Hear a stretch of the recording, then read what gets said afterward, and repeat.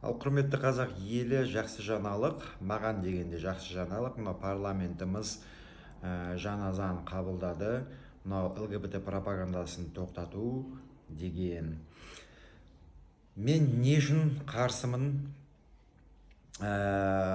ол ЛГБТ пропагандасына? Мен өз бала шағамды, болашақ ұрпағымды сол трансгендер болуына, сол пропагандаға сеніп қап, мүшелерін ауыстырып деген секілді неше түрлі қыз бен қыз үйлене беру деген сондай нәрселерді маған керек емес. Біздің қоғамды, бұл заң біздің қоғамды қорғау заң. Бұл ешқандай сөз бостандығын шектеу емес, бұл біздің ДНК-мызды, қазақтығымызды, тектілігімізді сақтау. Өз пікірлеріңіз жазыңыз, парақшаға жазылыңыз, жай өтпеңіз.